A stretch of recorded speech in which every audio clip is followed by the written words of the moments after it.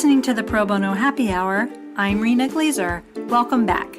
Today we're delighted to speak to Jacquelyn MacLennan and Lou O'Neill from White & Case. Jacqui works out of Brussels and London, but we spoke to both of them from New York City, where Lou is based and where Jacqui was visiting.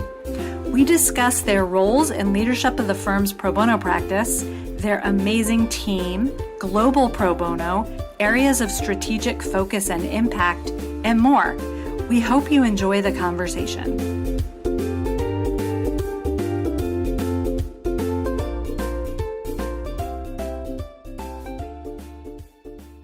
Jacqui, Lou, welcome and thanks for joining us today. Thank you very much for inviting us. Great to be here. We're excited to speak with you both. Let's jump right in. For starters, could you each tell us about your backgrounds? In other words, tell us a little bit about each of you.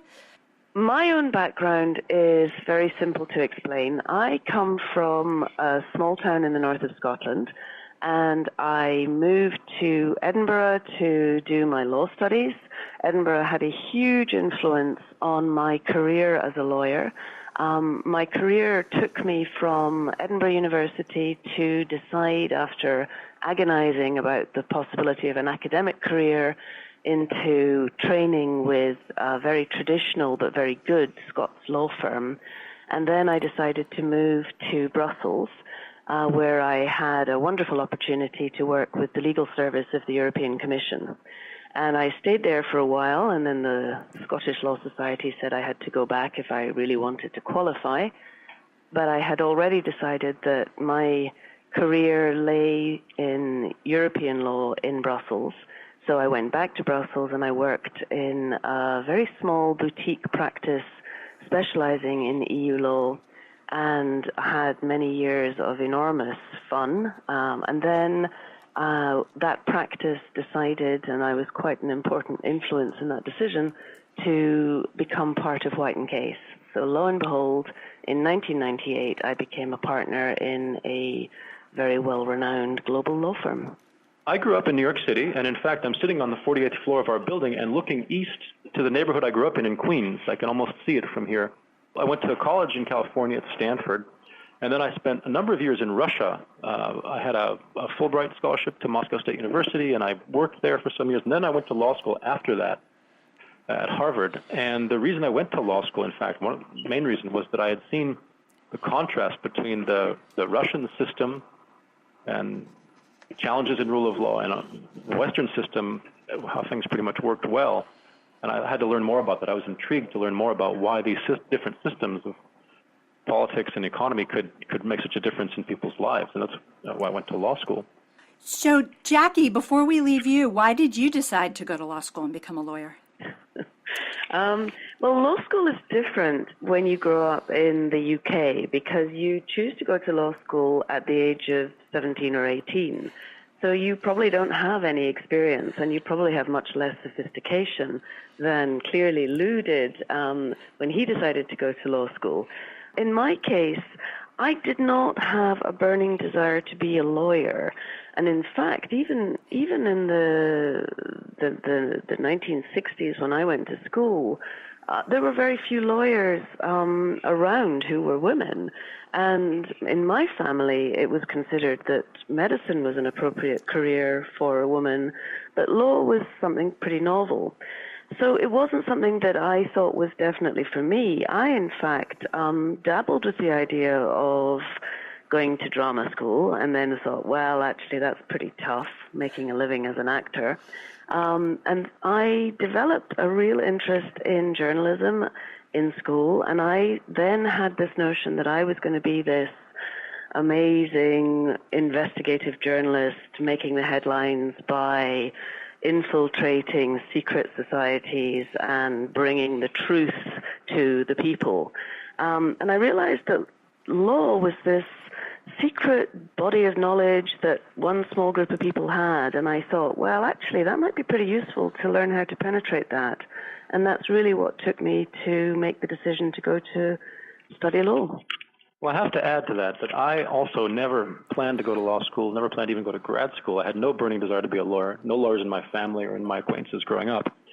And I in fact, kind of applied late, took the LSAT late, wrote an essay that was twice as long as the word count because I had something to say about my experiences in Russia. And if I hadn't gotten into law school, I would have gone to be I had also applied at the time to be a professional interpreter because I'm into languages. And I'd also applied to design school, the School of Design and Architecture. So I would have had a different path entirely if I hadn't gotten into law school. But it was a good path, the right choice, and it's made my life much, much richer. Well, I would agree with that completely. In fact, a professor of my Russian professor in college said, you can go to be an interpreter, but then you'll be interpreting other people. Better if you're interpreted by others. And I thought that was very good advice, and off I went to law school. Great advice and fascinating backgrounds. We heard a little bit from Jacqui about how she got to White & Case. Lou, how did you get to the firm?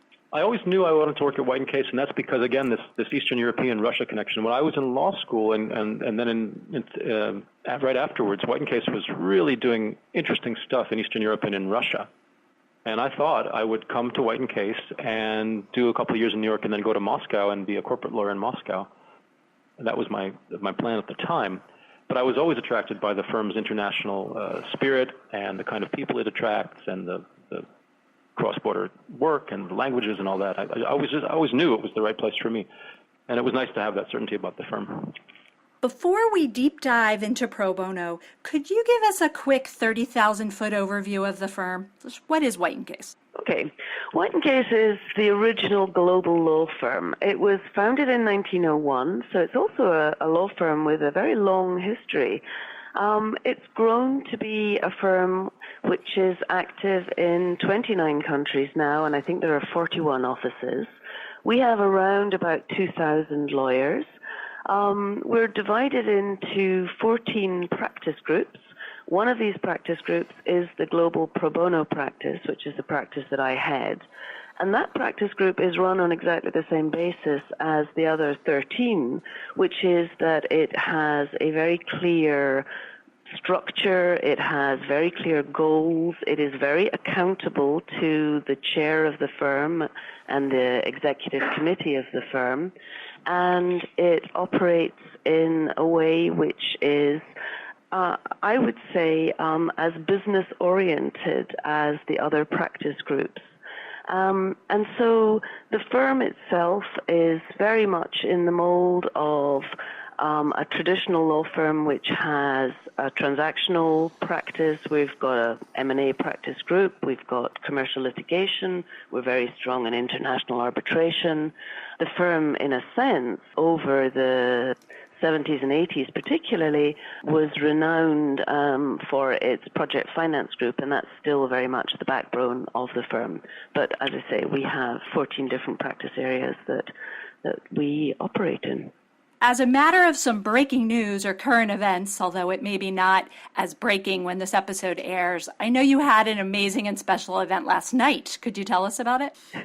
Well, I'm delighted to tell you about it because we understand that it was in fact a historical event. It's not historical that there have been initiatives of the private sector to work with the UN, but it is historical that a meeting during UN General Assembly and a registered event was held outside UN premises, and we were very delighted to host an event last night in our offices in New York where we invited representatives from the UN, representatives from sovereigns, representatives from the private sector to talk about how the private sector could work with the UN more and work more with sovereigns to foster and to advance SDG 16, which is basically the rule of law SDG. It is the SDG which aims to ensure peaceful and just and inclusive societies. And this is something which we believe is at the heart of the SDGs. And if we are to achieve the SDGs by 2030, we really have to achieve the goals of the SDG 16 and the rule of law.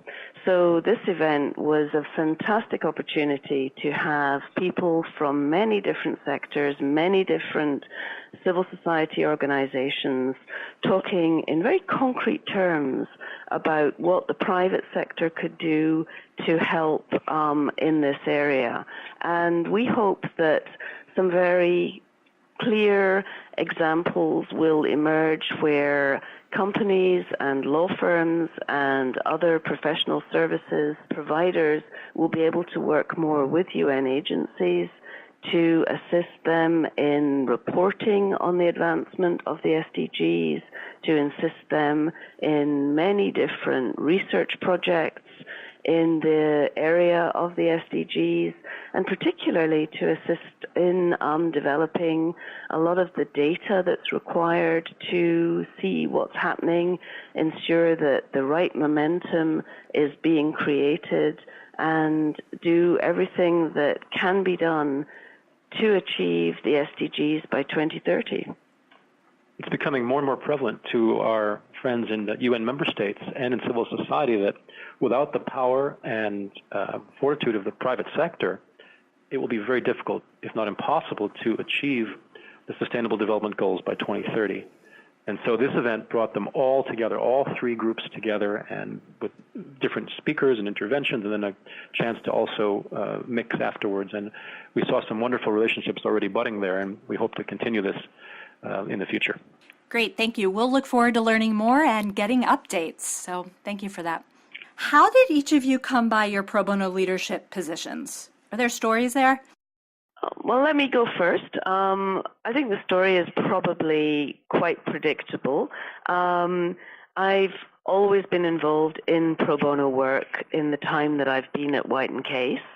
I've always been a fairly vociferous supporter of human rights and the need for the observance and the advancement of the rule of law.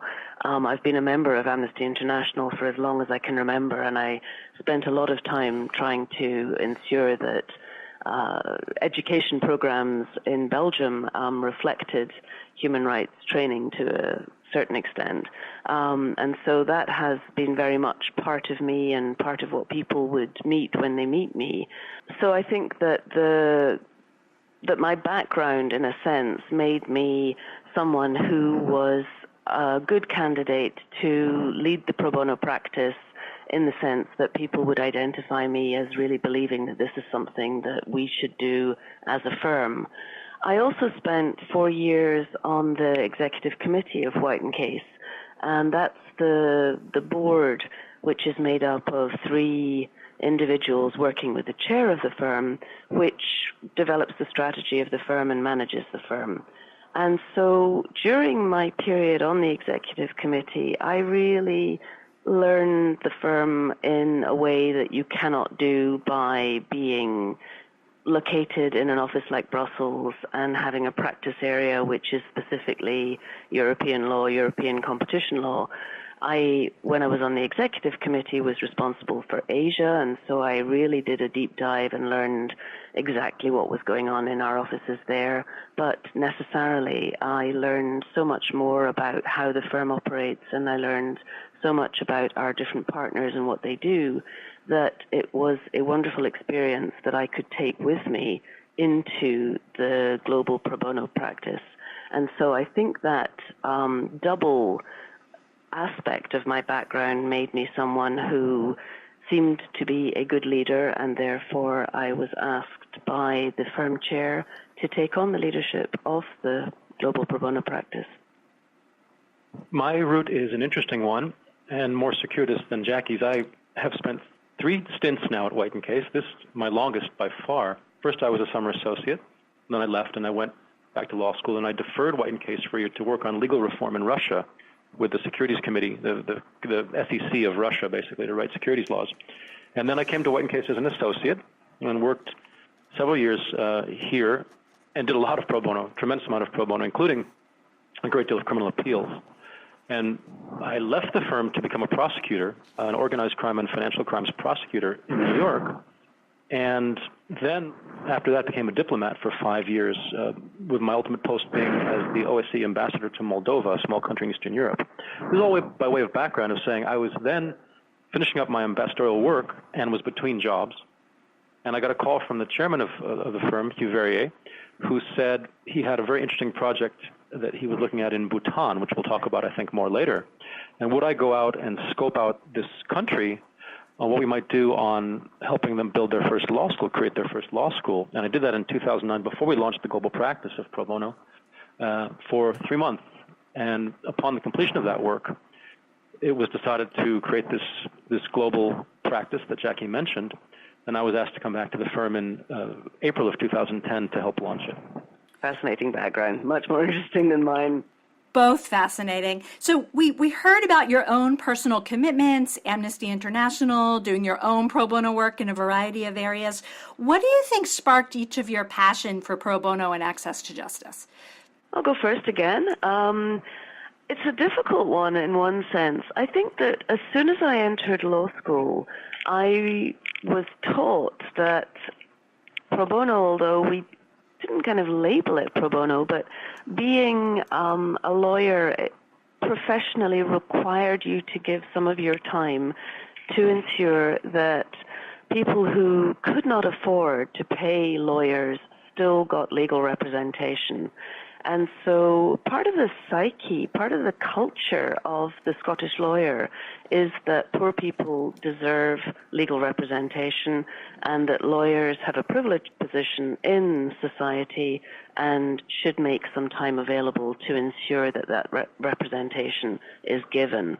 And that's just part of something that I grew up with in my training. And in Edinburgh, every law student was encouraged to give time to assist in what was then called the legal dispensary. And that was a clinic for the poor in Edinburgh to come and ask questions to try to get help with legal problems. It's now called something quite different because legal dispensary sounds rather old-fashioned, but it had been in existence from, I think, the end of the 19th century. And interestingly, the legal dispensary was a way that women who could study law, who could get a law degree, but couldn't actually practice law, were able to use their skills and give advice. And so I worked with the legal dispensary in law school. And then when I was in the Scottish system, you can choose to do a 4-year degree.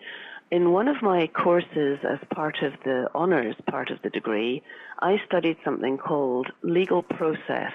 Now that's a very strange title, but effectively this was a course which was way ahead of its time because we're talking about the early 80s here. The course was taught by Professor Alan Patterson, who believed that it was essential for lawyers to understand that there were problems with the legal system, that the legal system was not able to be accessed by all in society, that the cost of law and going to the law was an increasing problem, and that there was a need to look at alternative dispute settlement mechanisms seriously in order to try to train people to resolve legal problems in ways which would enable more to access justice. And so my thesis as part of this course was on mediation, and that is something which has been a seminal influence on me throughout my career and something which I'm very thankful I was able to study. And it certainly was a course which opened my eyes at a very early point in my studies and then my career to some of the issues that I think it would have taken me a great deal of time to identify all by myself, as it were. I've always had a feeling in my life and growing up in certain family circumstances and other things that there but for the grace of God go I. And giving back is a big part of recognizing that we're all vulnerable to the vicissitudes of life and things can go wrong. And if everyone did a little bit, just a little bit, the world would be a very different place, and it doesn't take that much time to help other people. And then there's one experience that I had that I think affects my work even to this day. As a prosecutor, We had big cases. We had organized crime cases and international cases with lots of money involved and white-collar stuff. But the cases where one person whose life was being affected had perhaps the most resonance with me. And I remember there was a mentally handicapped gentleman, probably 55 years old, who had been able to work. He worked as a janitor. He'd saved up a bunch of money, maybe for him quite a large sum, maybe $35,000 over the years for his retirement. And some distant relative had stolen it from him. And I think that's my favorite case as a prosecutor, was to find the people who stole his money, prosecute them, and get him some restitution for his retirement. And so it's those little cases that really affect people's lives that stick with you and stay in your heart. What do you enjoy the most about leading the firm's pro bono program? I guess that's a question for me. I guess it's a very good feeling to know that every day I am doing something which is of enormous value. I feel personally it's a privilege to be able to orientate the practice and the firm in directions that I feel are particularly right for White & Case. So it's been a great sense of purpose to feel that in addition to ensuring that we are focused on making sure that the access to justice prerogative of what we do is never forgotten, the sense that individuals need to have lawyers in situations where they require someone to represent their interests and they simply can't do that on their own and they have no other means of obtaining a lawyer, is something which law firms must always keep front of mind. But I think that the work that I've been able to do since I took on the leadership of the pro bono practice has been to focus particularly on developing cooperation with our clients. I think there's a real recognition that in-house lawyers want to be able to do pro bono work, that they have a strong contribution to make in that area, and that partnering with law firms is one excellent way for that wish to be achieved. And so that's something where we've been able to develop the focus that we've put on that and the work that we have done with a number of clients, and I'm very proud of some of the collaborations that have taken place there.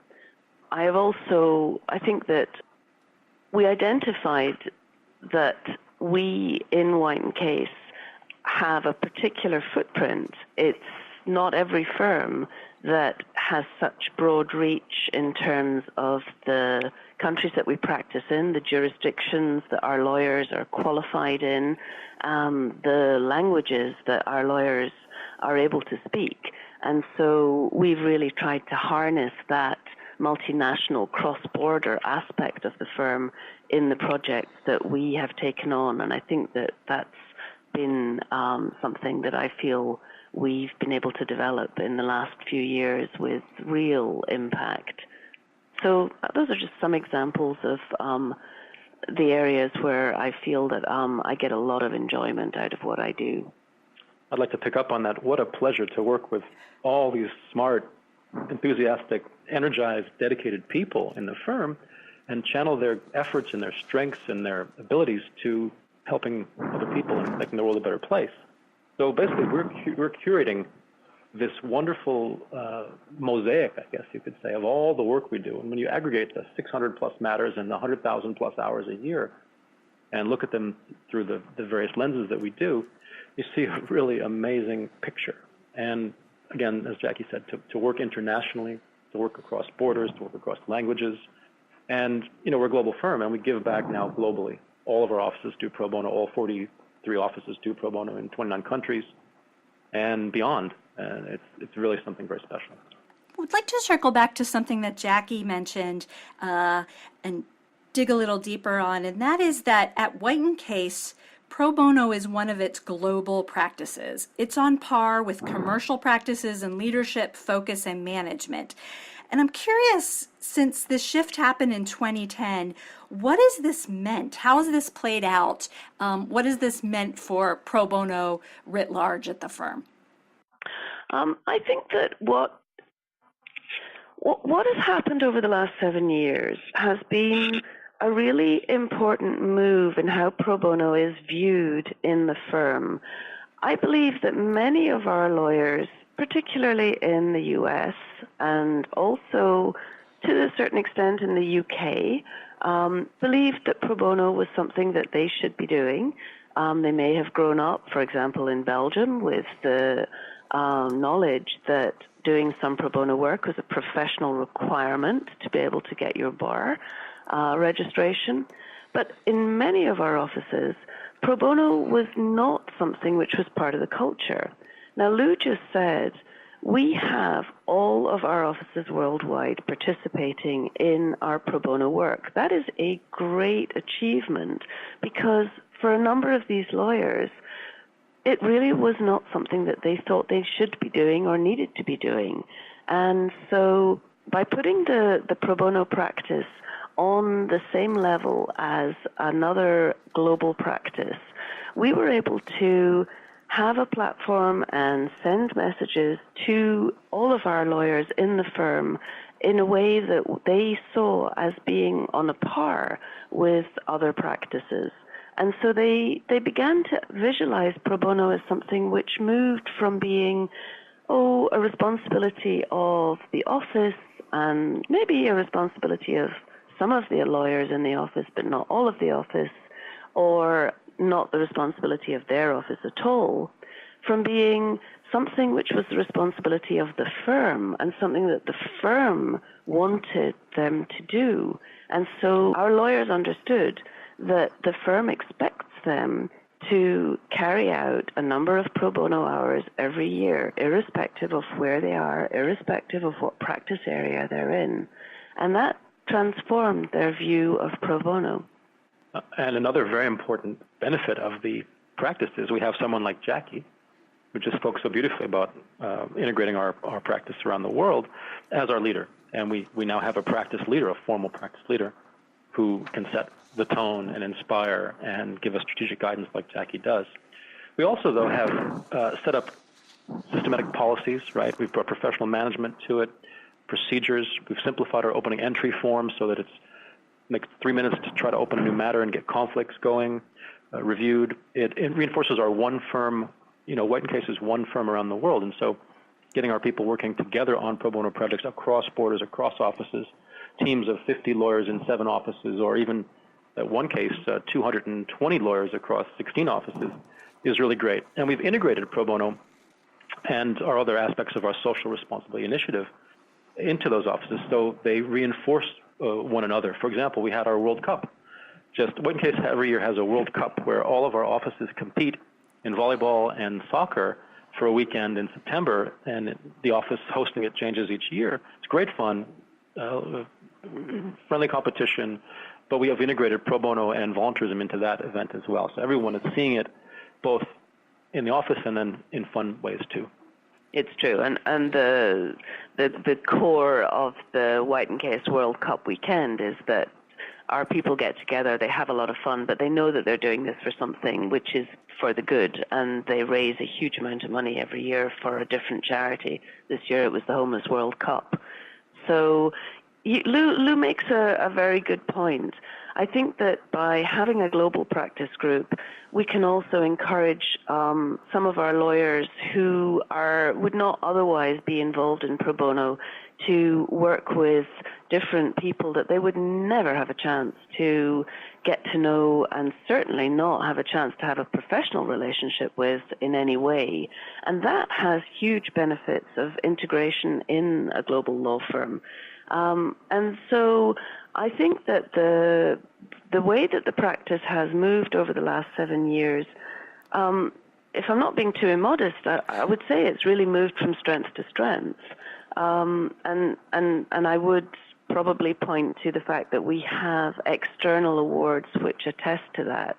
And I think that the practice has moved from strength to strength because we have had enormous support from the chair of the firm, Hugh Verrier, and we've had a fantastic team, and we've had great support from many, many of our partners and other lawyers worldwide in the firm, which really would not have happened if we hadn't put the pro bono practice into the framework of global practices in the firm. And if we want to speak about impact, so doing a small part along with peer firms and other institutions to teach new jurisdictions what pro bono is and set them off doing pro bono in places where it hadn't been done before. That's really important, and it can change for the better those jurisdictions and people's lives in those places. Tell us about your pro bono leadership team. White & Case has a fantastic team working in the pro bono area. We have a practice which has pro bono as part of the social responsibility aspect of White & Case. And so that team is led by Joe Weiss. And within that team, we have Lou. He's going to talk a little bit about how he works with Patrick Rickerfor, who is responsible for taking all of the pro bono matters that are put through the system by all lawyers and interacting with all lawyers and making their life easy when it comes to taking on pro bono work.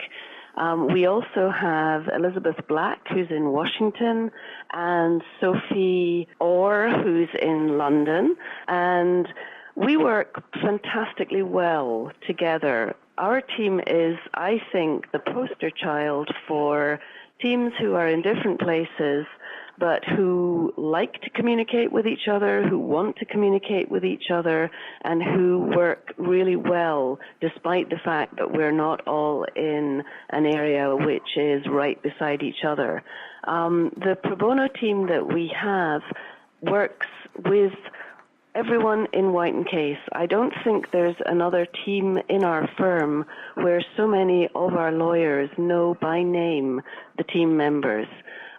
Lou and Elizabeth and Patrick and Joe, for that matter, and certainly Sophie in Europe, they go around different offices and they talk wherever they are to all of our people about the expectation that our firm has that our lawyers will do pro bono work and accord importance to the pro bono work that they do, and that everyone in our firm will contribute to making the world better by volunteering in important areas. I'm going to let Lou add to that, as I'm sure I've missed some important aspects too. Actually, that was very comprehensive, Jacqui, but it's just great to have all the different perspectives. So Joe Weiss, our head of social responsibility, has a business background and a consulting background. Not a lawyer, but that brings a really great perspective on how to run things smoothly and how to have a strategic view of our practice. And Joe heads up the Social Responsibility Initiative, which includes pro bono and voluntarism and green and charitable contributions and legal education. And those 5 areas, we try to integrate them all. So we might, for example, help a pro bono client with voluntarism, or include a pro bono client at the World Cup that we mentioned before. Patrick is the indispensable man. Without Patrick, all trains grind to a halt, and we just love working with Patrick. I don't know how he keeps everything going, but he always does without fail. And Patrick and I work very, very closely together. And then Elizabeth Black in Washington and Sophie Orr in London have multiple hats. Elizabeth is deep into legal education and has been instrumental in some of our great and big legal education projects around the world. She also helps with pro bono in DC and voluntarism around the network. So many different hats for her. And Sophie as well is doing pro bono and voluntarism and all kinds of different initiatives out of London. So a lot of moving parts, a lot to keep track of, but without this fantastic team, we couldn't do it. We are charter members of the team's fan club as well. You mentioned the outstanding communication that the team has. To what do you attribute that? This is a team which knows that it's dealing with really serious issues, but also knows that the way to get things done is to work hard and have fun while you're working hard. We had a retreat over this weekend which epitomized that. We brainstormed together. We were actually exhausted by the end of Saturday, but we came up with some great ideas. We had a lot of laughter, and I think that it's an example for all teams in all aspects of whatever professional services area. It's just a team which wants to communicate and a team which therefore does communicate. Thank you. Well, I'll be immodest and note that we have honored White & Case with our Pickering Award and agree, and I don't think it's false modesty, that the firm is doing amazing and inspiring things. We've used this term quite a bit, and I'm not sure listeners will necessarily know what it means, and I know that Lou has taught and spoken about this quite a bit, but what is global pro bono? Help us understand what that means to you. Global pro bono is it can be defined many ways, but most simply it's people around the world doing pro bono, people in different jurisdictions where there may not be a history or a culture of it. Is it an Anglo-Saxon invention? Maybe, but it was also an ancient Roman invention. So it's been around. It's just not maybe as prevalent in certain places. And some places already have state-paid lawyers to do it, but there's always a need, and there's always more that can be done. So that's the top-level definition. But then, we consider global pro bono is both local matters in a jurisdiction, say in Italy or in Egypt or in Saudi Arabia or in South Africa, local matters, or matters that are cross-office, cross-border that might involve a global research project for an NGO or for another group, where 10, 20, 17 offices are involved to do that research and to provide a global output, comparative research, comparative law, best practices. So there's really many ways to slice it, but those are two examples to start. Yeah, I would just add to that it fits very much with the approach in White & Case, which it sounds a bit trite, but it's think global and act local. And so we are giving the strategic guidance. The focus is coming with a global perspective. But, individuals like to work on something which they feel a close connection with. And so sometimes that is on something which that is kind of in their own backyard. So we understand that there's a real importance in getting a mix of projects for our lawyers, and that some of the work they do will be very much focused on the pressing problems in their area. And some of the work that they'll be fascinated to do will be a project, for example, for a UN agency on human trafficking worldwide. At the moment, sadly, there are so many projects which are of enormous importance in everyone's backyard that it's not hard to find projects that are local. And of course, with our global focus and with our ability to cover so many jurisdictions, the cross-border research type projects really are something which we consider they're kind of up our street, basically. So, Jacqui, since you mentioned think global, act local, it reminds me of a T-shirt I have with that very slogan on it. I think it was for an Earth Day, which was the slogan, right? Sort of think global, act local, recycle, sort of all of that. So it jumps into my mind something that I have always been fascinated about, the work that the firm has done, which are debt for nature swaps. Could one of you explain what that work is and how that contributes to the world and the ecology and the environment and on, economic development? Absolutely. So these are very popular projects that we've been doing for years now. There's a U.S. federal law called the Federal Tropical Forest Conservation Act, and it's unfortunately now lapsed. So we hope it comes back and we can do more of these deals. But these are complicated corporate deals where a country that has indebtedness to the United States can have that indebtedness forgiven if the money is used to set up a national park or do preservation or education or hire rangers or docents or anything that advances environmental causes. And we've done $200 million worth of these deals in 7 jurisdictions, including Indonesia, Costa Rica, Jamaica, Southeast Asia, and they're pretty complicated. They're on par with our commercial deals in terms of complication. There's 7 or 8 operative documents. There's local law questions. There's enforcement questions. There's a master agreement. There's the debt forgiveness part, the U.S. law part. They're great projects, and they lead to a really good result of having a nature preserve created or environmental centers set up or teaching of children about environmental conservation underway. We actually did. We've done these out of New York, out of London, but we just did one. Our last one before the law lapsed was completely out of Japan. So a mix of U.S. qualified and other qualified lawyers working on a debt for nature swap. I think it was for Cambodia, and preserving or setting up a park for them through forgiveness of U.S. debt. Thank you for sharing. I want to be totally open-ended here, and I hope you could give us more examples of pro bono matters that have been meaningful to you, examples of pro bono matters that reflect the areas of strategic focus that you've identified for the global pro bono practice. Share the awesome work that you're doing. Okay, let me go first there. There's many examples of pro bono projects that we've been involved in the firm and that I've been involved in personally that I feel make me feel basically very proud, and that they're very meaningful in terms of what I've been doing over the years in the firm. One area that I particularly have valued is the work that we've done focusing on women's rights. And that's probably because I feel very strongly that Hillary Clinton got it right when she said that women's rights really lie at the heart of ensuring recognition of human rights.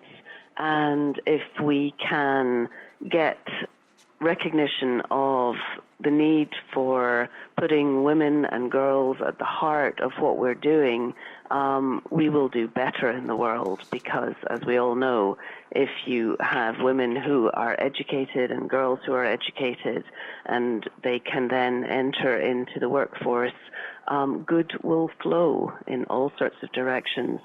So I feel that the work that we've done for many years for various organizations who have been involved in ensuring that there is understanding of the law and implementation correctly of the law that exists and development of the law that sometimes doesn't exist in the area of reproductive rights is very key. I'm also a great proponent of the work that we've done to help organizations in ensuring high standards of maternal health. We're working a lot at the moment in Brussels with groups who are dealing with migrants, and particularly one group which is dealing with ensuring that the migrant population gets health care, and particularly that maternal health is something which is ensured for groups that are marginalized, and that includes migrant groups. We've also been able to support organizations working with FGM, which I personally think is something which is very important. And I've been able to do a lot personally with an organization which is working to try to end fistula and the awful situation of women who have fistula after childbirth. One simple, in one sense, operation that we have carried out is one which I think has enormous impact, and that is that we developed a toolkit for civil society organizations.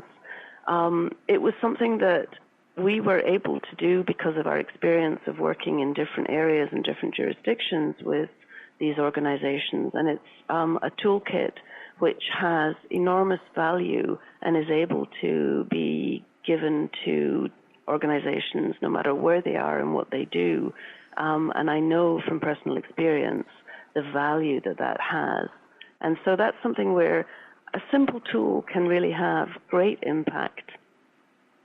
It's hard to pick favorite matters because they're all like my babies, building them and developing the practice. But I'd like to answer this question in a functional way. So the global practice allows us to take a comprehensive approach to issues. I'll give an example. The anti-trafficking work that we do, it's not just a scattershot approach with one case here, one case there. We think through how we can have the most impact. We do that through tiers of work. So the first tier would be basic research and publication of useful information for actors in the field. So some years ago, we created a database of every case in the world ever brought under an anti-human trafficking statute, together with the Office of Drugs and Crime of the UN, and published that as a searchable internet-based resource. That's the first level, getting the information out. The second level, we set up a hotline for trafficking victims in 10 countries and did all the legal support to make that hotline work. And so if you're a victim in a traffic to country, you have a place to call and get help.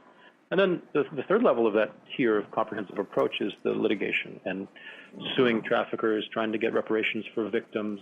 And these are often cross-border work that play to our strengths. So that's one way of looking at it. And then I've really enjoyed lately, we've been doing a lot of impact litigation in New York on the rights of really the people with just the least support, disabled homeless people, right? And been suing the city for more protections and help for them. Or in Flint, Michigan, we're working to sue the jurisdictions there over the lead in the water that's affected young children's educational capacity. Or our debtors' prisons work in Ferguson, Missouri, where we are trying to stop the use of fines and fees and penalties that start as civil penalties and then through non-payment become contempt, become criminal actions, and then put people in jail. It's a throwback to a bygone age and shouldn't be happening in today's America. And then, of course, just the global work is so fun to be able to think about how to build more pro bono in Russia or in the Middle East or in Southeast Asia. It's great fun. But I will just take another moment to tell a story. I mentioned before that when I was a prosecutor, it was the cases that had the most personal impact and effect that touched me. And we have a case now that I've been working on personally where a very young child in New York City has speech apraxia. He couldn't speak. He had a problem with his neural pathways. And if he didn't speak by the age of 6, those pathways would close and he would not be able to speak at all. The city didn't know what to do. They didn't have adequate classes for him, and they left him without an educational program.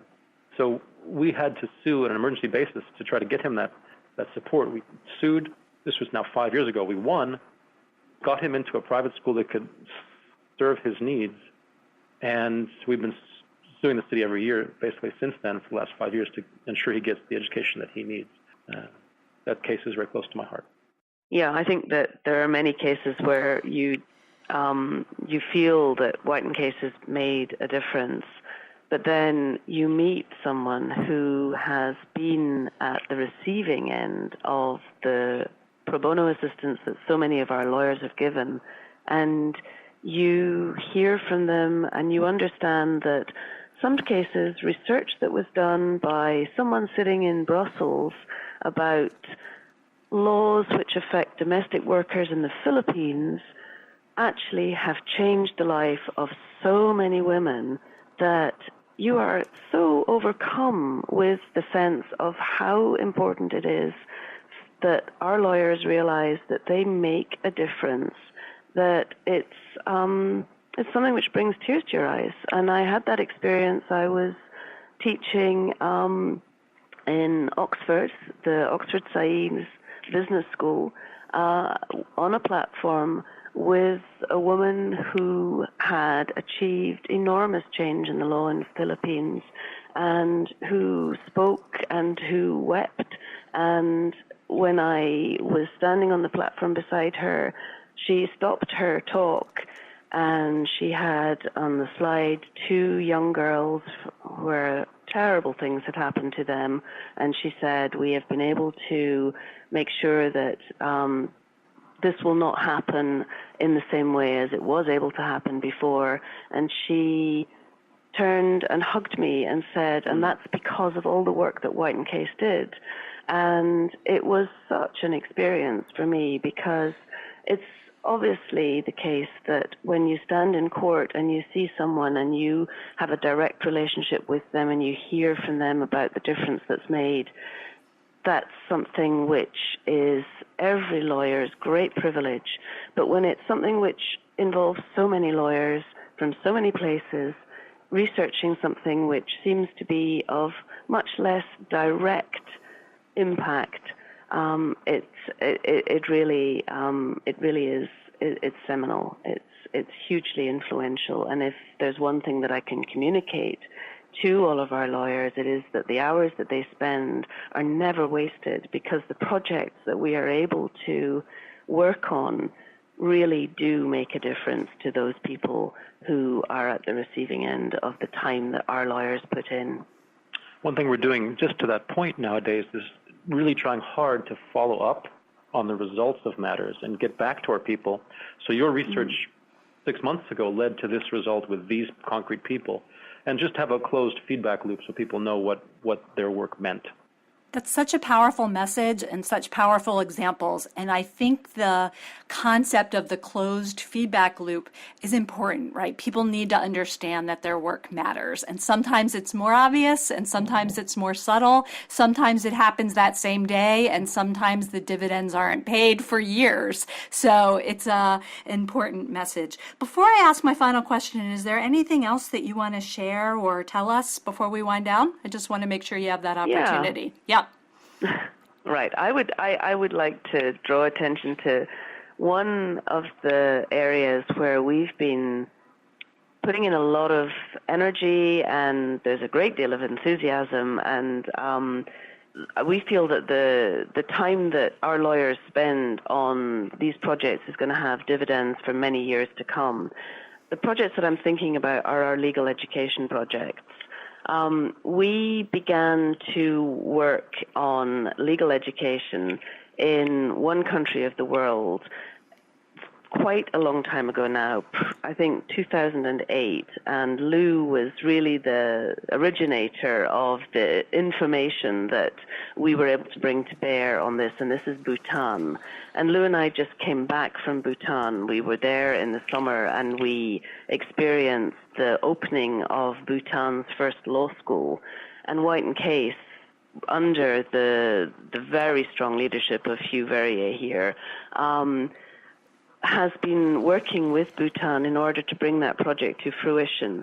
And it's something which I don't think you would automatically associate a law firm with making a commitment to spend time with an emerging democracy and develop in the way that's right for that country a law school. And so it's a project which has been in gestation for many years. It's a project which has involved many people in White & Case, and it's a project which I think is something where we have been able to see huge change in a country and feel very close to an achievement which is of great importance.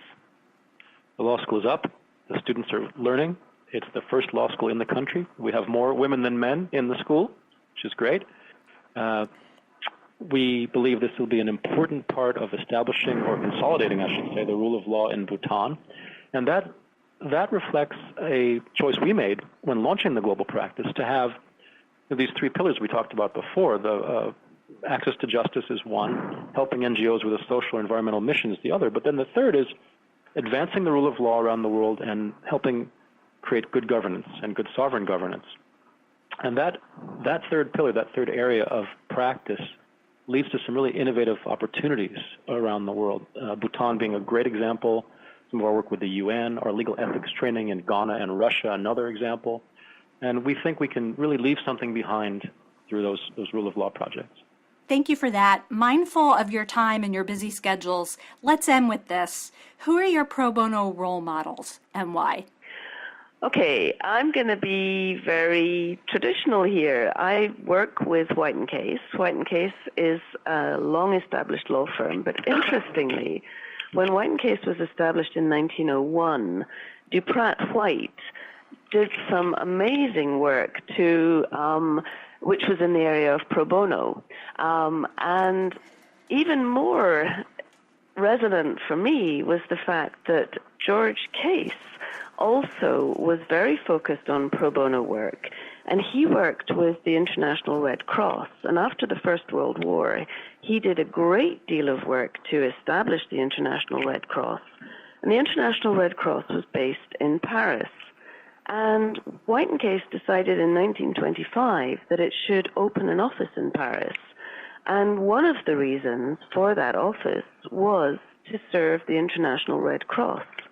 So White & Case was a global law firm, and it was a global law firm because it needed to serve what it considered to be a very important client, which was a pro bono client.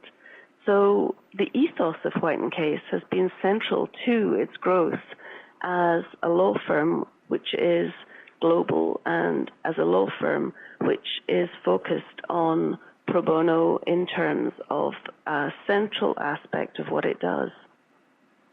Just to pick up on that, Mr. White and Mr. Case were also involved with the Palisades Park, which is a beautiful bi-state park, New York, New Jersey State Park, on the Hudson River, these cliffs overlooking Manhattan, and both of our founders were involved with saving that or creating the national park way back in the 19-teens, I guess it was. I want to say kind of a shout out to all of the lawyers in our firm and every firm who are so busy with their commercial work, but then still find time to do the amazing things we've talked about today. Those are my heroes, pushing beyond, being tired and still finding energy for pro bono, helping other people when they just want to maybe take a rest. That means a lot to me and keeps me going, being the dedication that they give to pro bono. And I'd like to also talk about Judge Lippman, the former chief of our New York State court system and chief judge of New York, who tirelessly promoted pro bono, tirelessly, and inspired a lot of people through talks and trying to change the practices and rules and bar rules to get people doing more and recognized the access to justice gap and really pushed it. And finally, got a shout out to our chairman, Hugh Verrier, with the vision to create a pro bono practice, a global practice. I think the first or one of the first ever, and to stand by it. And, the Bhutan project is Hugh's project. Absolutely. And he's the driving force behind that. And to have that vision, and not just vision, but the fortitude to continue it. It took us many years, and we're still working with Bhutan, and school is up and running. Lou and Jacqui, thank you so much for talking with me today. It's been a pleasure. I just have the strong sense that we've only scratched the surface, and I look forward to talking more about the firm's pro bono program on a future episode. Thank you so much. Thank you, Rena. Thank you. Thank you very much.